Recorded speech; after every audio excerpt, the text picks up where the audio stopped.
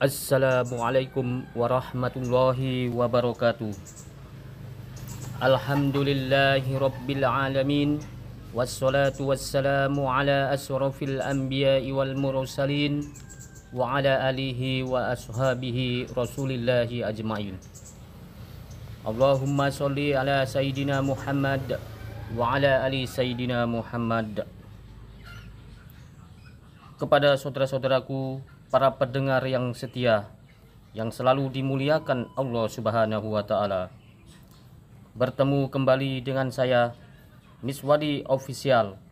Pada konten kali ini, Miswadi Official ingin berbagi cerita tentang kisah Nabi Adam dan Hawa. Mudah-mudahan saudara-saudaraku sekalian mendapat rahmat dan ridho Allah Subhanahu wa Ta'ala. Asal mula langit dan bumi. Sebelum Nabi Adam diciptakan, Allah menciptakan alam semesta, langit, bumi, dan segala isinya. Gunung, laut, tumbuh-tumbuhan, hewan, bintang dan matahari sebagai sumber panas dan bulan sebagai penerang malam. Langit dan bumi oleh Allah diciptakan dalam waktu 6 hari atau 6 masa. Sedangkan 1 hari atau 1 masa di sisi Tuhan sama dengan 1000 tahun menurut perhitungan manusia. Allah Maha Kuasa apabila mengkehendaki sesuatu cukup berfirman, kun, jadilah, maka jadilah apa yang diinginkannya. Demikianlah hanya dalam beberapa hari saja proses penciptaan alam semesta sudah berarti jutaan tahun bagi manusia. Tidak heran jika ilmuwan menemukan fosil yang usianya jutaan tahun. Asal mula malaikat. Sesudah menciptakan langit dan bumi, maka Allah menciptakan makhluk yang bernama malaikat. Malaikat dibuat dari nur atau cahaya. Malaikat diciptakan sebagai makhluk yang tunduk, patuh, senantiasa berbakti kepada Allah Subhanahu wa Ta'ala. Sama sekali tidak pernah durhaka kepadanya. Malaikat tidak mempunyai nafsu, tidak makan dan tidak tidur, tidak melakukan perbuatan dosa, tidak berjenis laki-laki atau perempuan, dan mempunyai alam tersendiri, yaitu alam gaib yang tidak dapat dilihat oleh mata manusia. Jin dan iblis. Jin dan iblis diciptakan dari api yang sangat panas. Ia mempunyai jenis kelamin laki-laki dan perempuan. Jin ada yang patuh dan ada yang ingkar kepada perintah Tuhan. Jin yang ingkar dan membangkang perintah Tuhan disebut iblis dan setan. Iblis dan keturunannya adalah makhluk yang sangat durhaka dan jahat. Tidak ada kebaikannya sama sekali. Pekerjaan iblis dan setan adalah menggoda manusia agar tersesat dan jatuh dalam lembaga dosa. Permintaan iblis untuk hidup di dunia sampai hari kiamat dikabulkan Allah. Sebab dahulu iblis adalah makhluk yang pernah patuh kepada Allah Subhanahu wa Ta'ala. Jadi perpanjangan umur bagi iblis hingga hari kiamat adalah sebagai balasan bagi kebaikannya di masa lalu sebelum diciptakannya Nabi Adam. Setelah Nabi Adam diciptakan oleh Allah Subhanahu wa Ta'ala, iblis menjadi makhluk pembangkang, maka ia dikutuk oleh Allah dan diusir dari surga.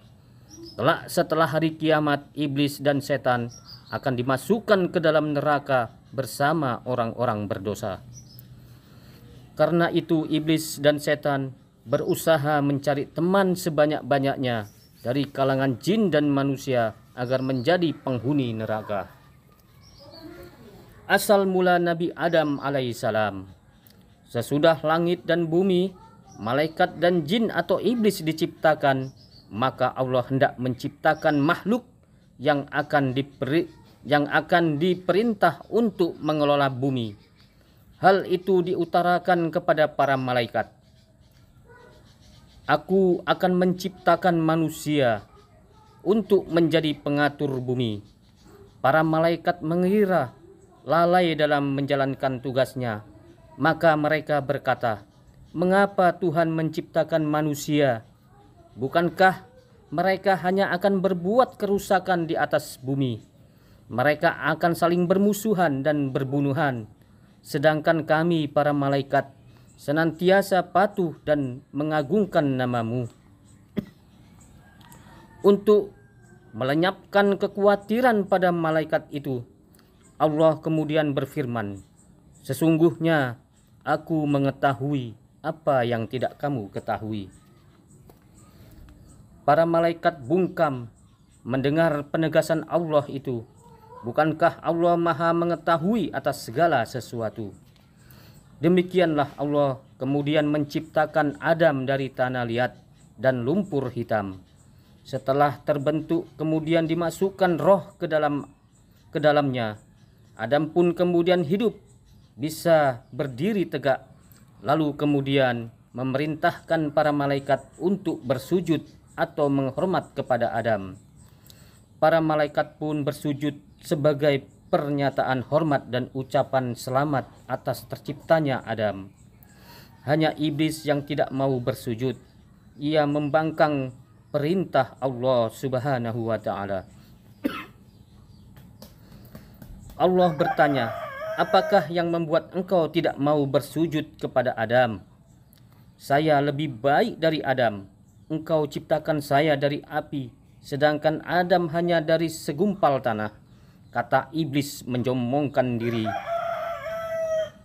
Yang berpendapat api lebih baik daripada tanah adalah iblis sendiri. Padahal hanya Tuhanlah yang Maha tahu siapa yang lebih mulia di antara makhluk ciptaannya. Allah murka mendengar jawaban iblis. "Hai iblis, keluarlah engkau dari surga. Sungguh tidak patut kau tinggal di sini lagi, dan terkutuklah engkau selama-lamanya." Iblis berkata, "Wahai Tuhan, engkau kutuk dan engkau usir aku dari surga karena Adam. Saya rela, tapi kabulkanlah permohonan saya untuk hidup lama hingga hari kiamat nanti." Permohonan iblis dikabulkan. Ia akan dibiarkan hidup sampai hari kiamat tiba. Iblis kemudian bersumpah, "Ya Tuhan, karena engkau telah menghukum saya sebagai yang tersesat, maka saya akan menghalang-halangi Adam dan keturunannya dari jalan-Mu yang lurus. Saya akan mendatangi mereka dari muka dan belakang, dan dari kiri dan dari kanan." Itulah sumpah iblis. Ia bertekad akan menyesatkan Adam dan keturunannya agar mereka menjauhi perintah Tuhan, berbuat kekacauan di muka bumi, saling bermusuhan dan berbunuh-bunuhan satu sama lain. Allah berfirman, "Untuk melawan segala tipu daya dan akal busukmu, Aku beri manusia senjata yang ampuh. Dengan akal itu Aku bimbing mereka dengan petunjuk-petunjuk agama. Aku tuntun mereka ke jalan yang benar. Dengan akal itu manusia akan mampu membedakan mana yang benar dan mana yang salah. Siapa yang tidak menggunakan akalnya tentu dapat engkau sesatkan. Mereka yang sesat itu akan mempertanggungjawabkan perbuatannya padaku di hari kemudian." Mendengar firman Allah, iblis semakin benci kepada Adam. Ia kemudian mendekati Adam. Diperiksanya seluruh tubuh Adam. Ia ingin mencari titik kelemahan Adam. Akhirnya dapat ditemukannya, yaitu nafsu. Nafsu cenderung melakukan perbuatan yang buruk. Bila manusia cenderung menurutkan hawa nafsunya, maka sangat mudah bagi iblis untuk menjerumuskannya. Allah kemudian mengajarkan kepada Adam nama-nama benda yang dilihatnya. Dengan demikian Adam mengetahui nama-nama benda yang ada di muka bumi. Itulah pengetahuan pokok yang nanti diperlukannya untuk mengatur dan memelihara bumi. Kepada para malaikat, Allah ingin membuktikan kemampuan manusia untuk mengatur dan memelihara bumi. Berfirman Allah kepada para malaikat, "Sebutkanlah kepadaku nama-nama benda itu. Maha suci Engkau ya Allah. Tidak ada yang kami ketahui selain apa yang Engkau ajarkan kepada kami. Hanya Engkaulah yang mengetahui segala-galanya," kata para malaikat dengan penuh takjim. "Hai Adam, beritahukanlah kepada mereka nama benda-benda itu," firman Allah. Adam kemudian menyebut nama benda-benda yang diketahuinya. Para malaikat kagum, mereka memberi hormat sehormat-hormatnya. "Bukankah sudah kukatakan, aku mengetahui rahasia langit dan bumi. Aku lebih mengetahui apa yang tidak kamu ketahui," firman Allah kepada para malaikat. Para malaikat lalu memuja dan mengagungkan Allah. Mereka semakin menaruh hormat kepada Adam. Ternyata Adam telah mengetahui apa yang belum mereka ketahui. Allah kemudian memberikan Adam sebuah tempat yang nyaman dan sentosa, yaitu sorga. Tempat itu indah, permai, segala kebutuhan hidup telah tersedia. Kebun sorga penuh dengan buah-buahan yang rasanya lezat. Air sungainya jernih dan berbau harum. Pohon, tumbuhan dan rumput seperti ditata rapi, teduh dan nyaman sekali. Sebenarnya tempat itu sangat menyenangkan. Adam berkeliling menjelajahi kebun-kebun dan taman-taman, tapi ia merasa kesepian karena tidak mempunyai kawan. Diciptakannya ibu umat manusia. Adam merasa kesepian karena tak mempunyai teman atau pasangan. Padahal ia melihat semua binatang yang ada di surga itu hidup berpasangan-pasangan. Rasa sepi dan sedih membuatnya letih. Adam pun tertidur pulas di bawah pohon yang teduh. Allah Maha Tahu. Ia mengetahui pula yang tergerak di hati Adam, yaitu ingin mempunyai teman. Maka selagi Adam tidur, Allah menciptakan manusia lagi yang diambil dari tulang rusuk Adam sendiri. Manusia itu lain jenisnya dengan Adam. Ia adalah seorang wanita dan dinamakan Hawa. Ketika Adam bangun dari tidurnya, ia pun terkejut dan mengusap matanya. Seakan tak percaya, ia melihat seorang duduk di sampingnya. Wanita itu indah, cantik dan menakjubkan. "Siapakah engkau? Mengapa berada di sini?" tanya Adam. Dengan tersenyum Hawa menjawab, "Aku adalah Hawa yang diciptakan untuk menjadi teman hidupmu." Betapa gembira hati Adam mendengar jawaban itu. Ia memuji dan bersyukur kepada Allah yang telah mengabulkan keinginannya, sehingga ia tidak merasa kesepian lagi. Hawa telah ditakdirkan menjadi istri Adam. Sepanjang hari mereka bersukaria di taman surga. Keduanya dapat bersenang-senang sepuas hati. Mereka boleh makan apa saja, makanan dan buah-buahan yang tersedia di surga. Hanya satu yang dilarang oleh Allah Subhanahu wa Ta'ala, yaitu tidak boleh makan buah kuldi. Jebakan iblis. Iblis telah bersumpah untuk menyesatkan Adam dan keturunannya. Ia berdaya upaya agar Adam terusir dari surga. Pada suatu ketika ia berhasil masuk surga. Kebetulan pada saat itu Adam dan Hawa sedang merasa haus dan lapar. Iblis datang sembari berkata, "Hai Adam, tampaknya kau dan istrimu sedang lapar dan haus. Makanlah buah di hadapanmu itu. Lihat, warnanya begitu indah dan segar. Baunya pun sangat harum. Tentu rasanya sangat lezat." Adam tahu buah di hadapannya memang tampak lain daripada yang lain, tapi buah itu adalah buah larangan. Maka ia tak mau memetiknya. Iblis membujuk Hawa, tapi Hawa juga tak berani makan buah itu. Iblis kecewa dan merasa sakit hati, tapi ia tidak putus asa. Pada suatu saat itu mendekati Adam lagi. Kali ini ia berkata, mengapa Tuhanmu melarangmu makan buah ini? Tak lain agar kalian tidak jadi malaikat. Sebab jika kalian makan buah itu, kalian akan menjadi penghuni kekal di surga. Percayalah, aku adalah seorang teman yang memberi nasihat baik.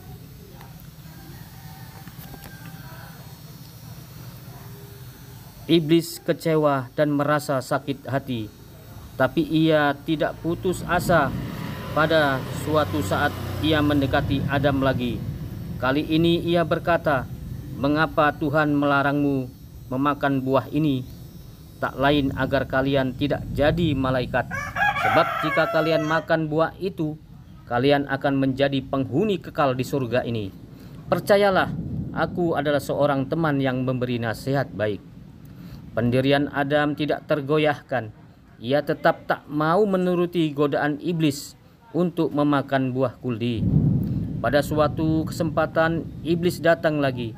Ia memilih waktu tepat. Adam dan Hawa baru saja berjalan-jalan keliling surga. Mereka kelelahan. Saat itu iblis berkata, "Hai Adam, ketahuilah, sebenarnya hanya golongan malaikat saja yang boleh makan buah itu. Sebab dengan makan buah itu, para malaikat akan mengalami hidup kekal tanpa mengalami kematian." Adam dan Hawa mulai mendengar perkataan iblis. Kami telah mendengar rahasia Allah sebelum kalian diciptakan, sambung iblis, bahwa kalian tak hidup lama. Beberapa waktu lagi kalian akan dimatikan. Nah, jika kalian ingin hidup kekal abadi di surga ini, makanlah buah itu. Rasanya sungguh lezat, tak ada duanya di surga ini. Sungguh bodoh jika kalian tidak mau menerima nasihatku ini. Adam dan Hawa mulai tertarik. Iblis meneruskan bujukannya. Aku bersumpah di hadapan kalian, demi Allah, aku sebenarnya hanya memberi nasihat karena aku merasa kasihan pada kalian berdua. Larangan Tuhan itu tak lain adalah supaya kalian tidak bisa hidup kekal di surga ini.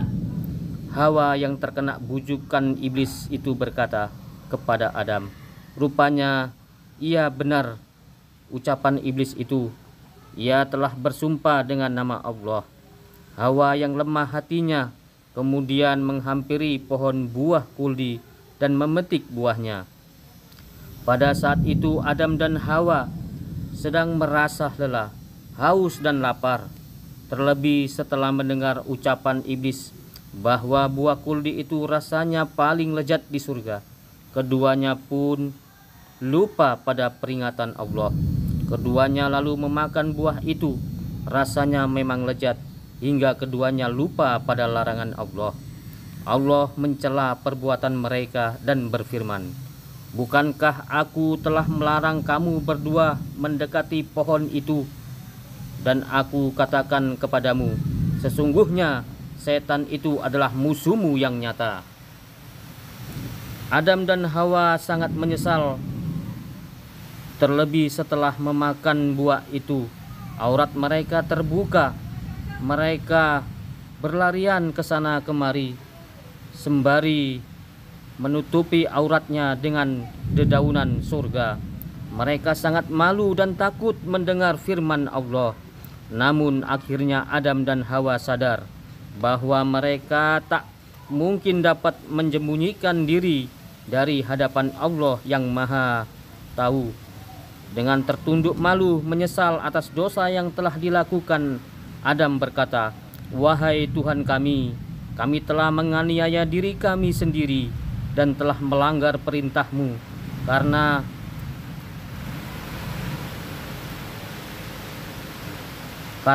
terkena bujukan iblis. Jika Engkau tidak mengampuni kami dari memberi rahmat kepada kami, niscaya pastilah kami termasuk golongan orang-orang yang merugi. Adam dan Hawa diturunkan ke bumi. Allah Maha Pengasih dan Maha Pengampun.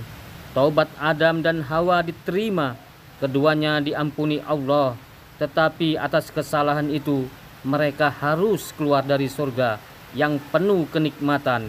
Ini sudah sesuai dengan kehendak Allah yang memang menciptakan manusia sebagai khalifah di bumi, sebagai penghuni dan pengatur planet bumi.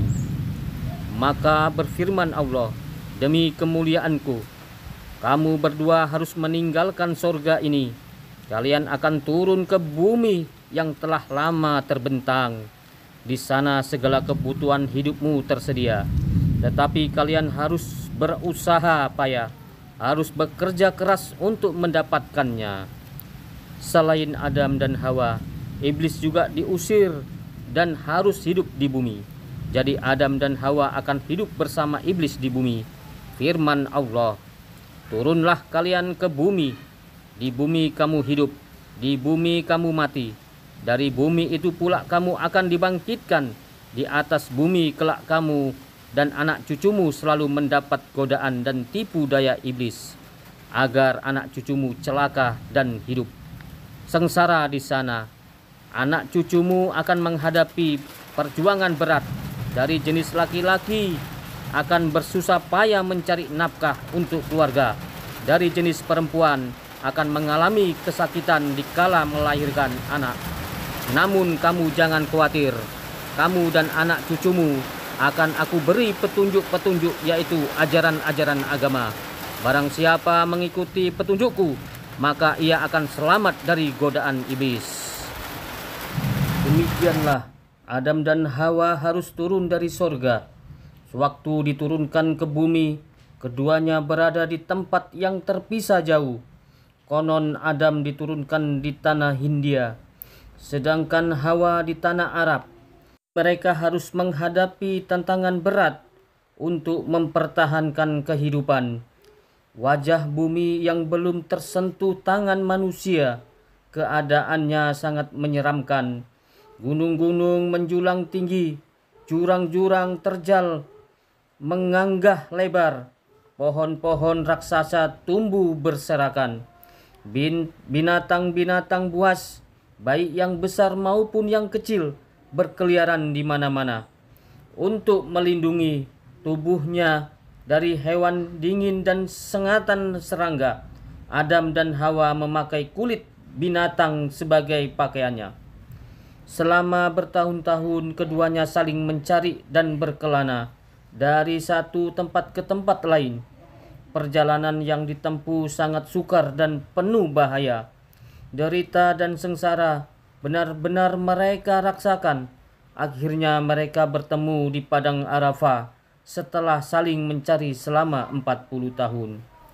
Betapa terharu Adam melihat keadaan istrinya yang telah kepayahan, sengsara menapak jalan yang sulit dan kejam.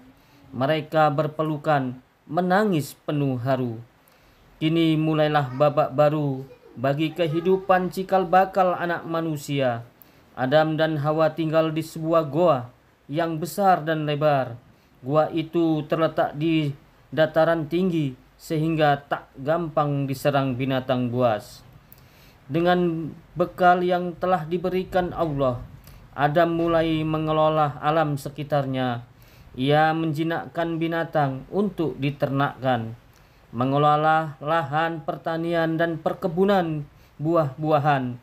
Tantangan alam yang keras telah menggerakkan akal pikiran Adam agar dapat mempertahankan kehidupan dengan keadaan yang lebih baik.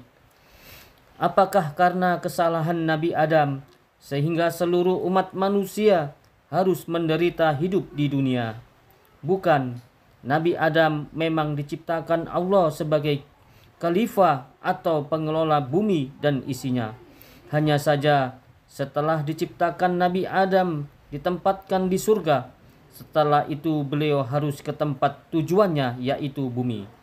Namun dari sini kita harus pandai-pandai dan waspada terhadap buju rayu iblis dan setan. Mereka akan berusaha dengan segala macam cara untuk menjerumuskan manusia ke lembah dosa. Salah satu jurus iblis yang paling ampuh untuk meruntuhkan iman manusia ialah menjadikan baik sesuatu perbuatan maksiat atau dosa dalam pandangan manusia. Padahal dosa adalah dosa, maksiat adalah maksiat. Barang tetap haram ini sudah jelas. Jika dilanggar, berarti kita menuruti bujukan setan, yaitu musuh yang nyata bagi semua umat manusia. Bukan setannya yang nyata, tapi ucapan dan perbuatan yang bertentangan dengan agama. Itulah yang nyata dan dapat dipahami oleh manusia agar menghindarinya. Saudara-saudaraku, para pendengar yang dimuliakan Allah, hanya ini cerita singkat tentang kisah Nabi Adam. Jika ada kesalahan, kami meminta maaf, dan kepada Allah kami memohon ampun. Dan kami akhiri, wassalamualaikum warahmatullahi wabarakatuh.